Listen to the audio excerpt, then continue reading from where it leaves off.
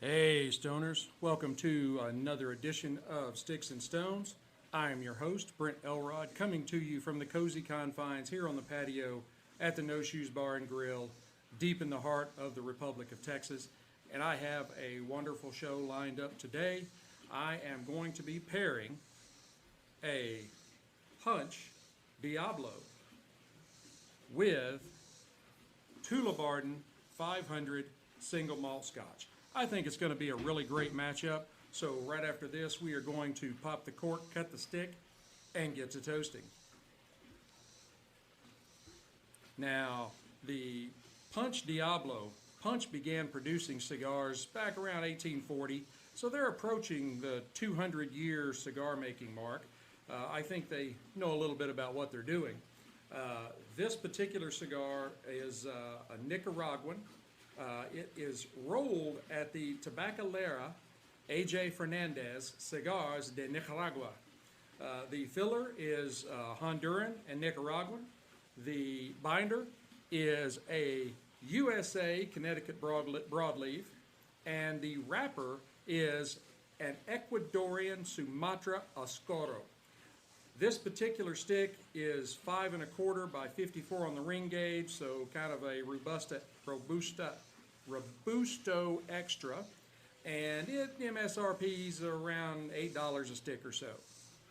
Now, visually, this stick is a really dark brown that comes from the Oscuro leaf. Let me get my good eyes on here. It has invisible seams, minimal veining, not a decent amount of tooth on it, and it is solidly packed with a firm feel, but it does have some give in it. So I think it's rolled just right. Now on the nose,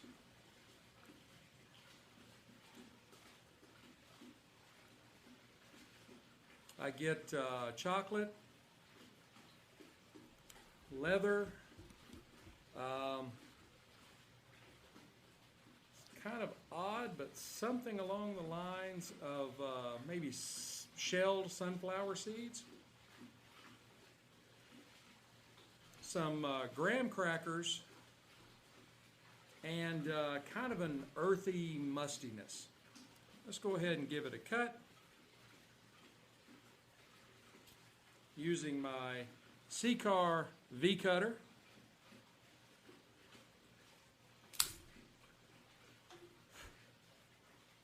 A beautiful cut. Now on the cold draw,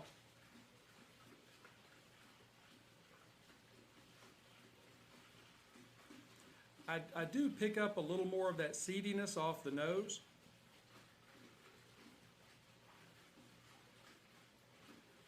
I get some cocoa and some cedar and kind of a little bit of raisiny sweetness. That's a pretty good stick. All right, Tullabardine 500 sherry cask finish. Tullabardine actually began as a beer distillery back in 1488 or so. They were brewing beer, and around this time, King James IV of Scotland stopped by to purchase some beer from the local brewery as he was on his way to his coronation. I mean, really, who doesn't want to stop and get a roadie on the way to their coronation? I mean, I understand it, all right? And he was so impressed with the quality of the beer that he gave them a charter. And in 1503, he granted the charter, and they were officially brewing beer, I guess in his name is how it goes. Something like that, you know. Well, fast forward about 400 years, and in 1947, William Delma Evans converted the brewery into a distillery and started producing Scotch, and Tullabardine single malt Scotch is born. Wonderful. They are probably not very well known. I just kind of stumbled up on them here a while back. I have done a review of their 12-year, and it was really good. But this is a Highland Scotch, and, you know, 1488, they have a very long and illustrious history. Now, for the 500 sherry finish, it is matured for an undisclosed period of time in first fill bourbon casks. Then it is transferred into 500 liter, that's where the name comes from, Pedro Jimenez sherry butts for 1 year. So officially, this is a non-age statement Scotch. Now it's 100% malted barley, 43% ABV, so 86 proof. Let's glass up a little bit of it here.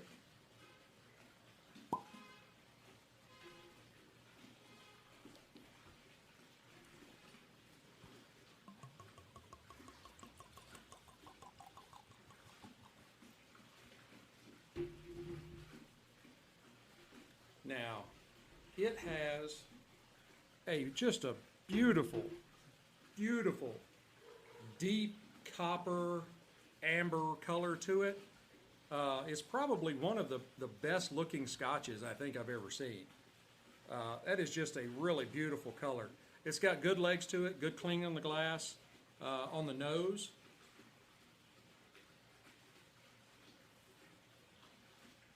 I get some fruit notes like green apples, pears, maybe a little bit of lemon zest in there. There's a very, very slight, faint maltiness,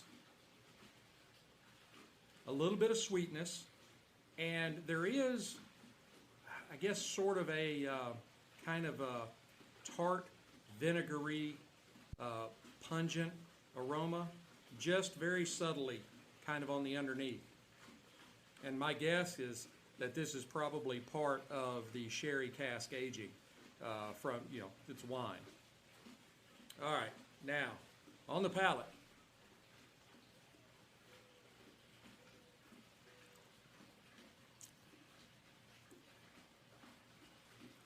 I pick up honey, malt, maybe a little bit of vanilla,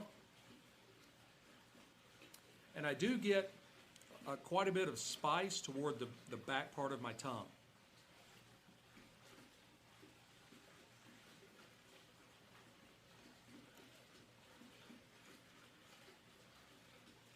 And maybe just a hint of bitterness. Again, like with in the nose, it's probably part of the sherry cask aging. Now, let's go ahead and fire up our stick and see how these go together.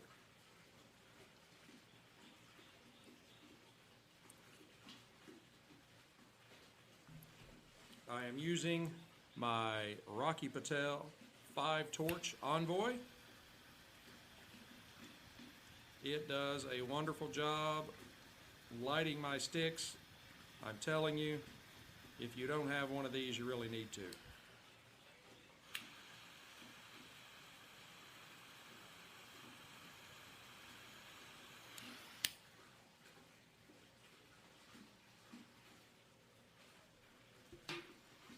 That has got a really, really good smoke production coming off of it. It really does produce quite a bit of smoke. Sorry, I'm adjusting my headphones so I can hear myself better.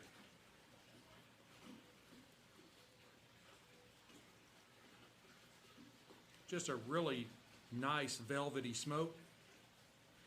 I get like some floral notes.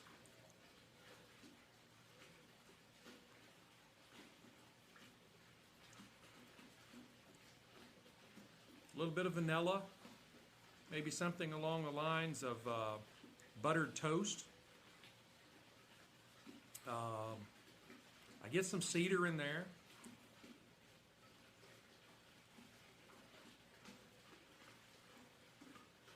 And there is kind of an initial blast of spice in the beginning here.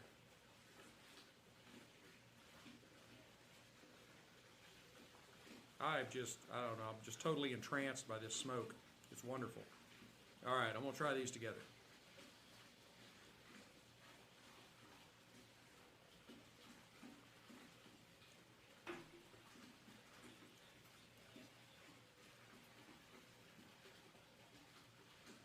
They are really going pretty good together. I'm a little shocked and dismayed. Actually, by combining the smoke with the spirit, it seemed to open up the sherry on the palate a little more. You got a little more, not like I was talking about earlier with a little bitterness, no, but like a really good wine. It's not bitter, it's not harsh, and that wasn't there before. And so this is really an intriguing coming together here. So I'm going to burn this down to the halfway mark, and then I will come back and give you an update. Hey Stoners, I am back. Here at the half, this pairing is just chugging right along very smoothly. The stick has had some changes. It has pulled back a bit and offered in some notes of like maple syrup and caramel. The Tullabardine 500 continues to pair very well with it. The sweetness and kind of fruitiness has really gone together well. The stick is burning, I mean, almost razor sharp burn line around this stick. I'm actually really impressed. I kind of thought that one of these might let me down, but so far they are doing very, very well. I am going to go ahead and burn this down to the band, and then we will come back and give you my final thoughts. Hey Stoners, I am back. We are down to the band and the glass is empty. This stick morphed again in the final half with that spice initially fading out, and in the beginning of the last half it returned, but in the form of like baking spice. And this coupled with the creamy, sweet fruitiness that was on the initial palate really paired very well.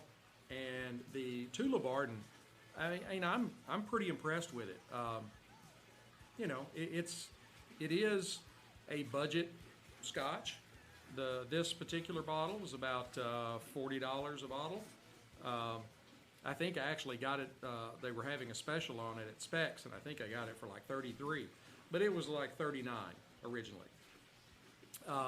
And it is good. I think, personally, that the Tullabardine 12-year is better, but that's just my palate. You might try them both and really love the 500 over the 12-year. I think, just from my research on this particular offering, that it is the fact that it is a non-age statement. We only know for sure that it spends a year in a sherry cask. Other than that, we don't know how long it's aged. Johnny Walker Red Label is only aged like 3 years. And there is a tremendous difference in Johnny Walker Red and Johnny Walker Green, which is a 15-year. I know the blends are different, but you kind of get my meaning. And I think that if this was aged longer, that it would probably make it even better than it already is. Now the punch, I was very surprised with the punch. I could not be happier with the punch. I had some, I guess, lower expectations of it. So it's gonna, when you first hear my rating, realize that I didn't have really good expectations for it to begin with, and it surpassed all of those. And I would give the punch a I'd give it 85 matchsticks out of 100. It is a good stick, and it's very budget friendly at like $8. So I mean that's not a if you're spending $8 on a stick, that's not too bad. I don't know. The vanilla, the the buttered toast. It didn't have any real banging sweetness until the last half, where it got some maple syrup and some caramel, and I think that it actually ended up better on the last half than the first half. So maybe it headed to a crescendo. Let's say that. So I would give it 85 matchsticks out of 100. I would give the Tullabardine, I would give it an 80 Whiskey Stones out of 100. Like I said, it was good, and for the price point, that's pretty good. It is a single malt. I think the 12 year is better, and I think it's only about maybe $10 more or so.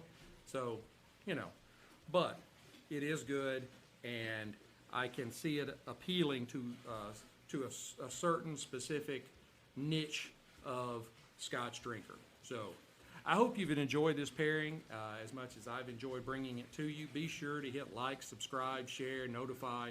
Definitely hit that share button. That's how I keep growing. Tell your friends. Tell them about this crazy dude on Instagram. We have our new Sticks-n-Stonez store. Look for the link in the bio. We have a line of Sticks-n-Stonez merchandise there, and we have stuff in there that is just my creation that has nothing to do with cigars or alcohol. So it can appeal to pretty much anybody. And prices start, at very, very reasonable. So go to my LinkedIn or my link tree. You can see all the different places that I am. You can go to Patreon if you want to donate to the show. I really appreciate it. Keep helping me grow. And until we get to be together again, keep your sticks dry, your stones cold, and have a great day.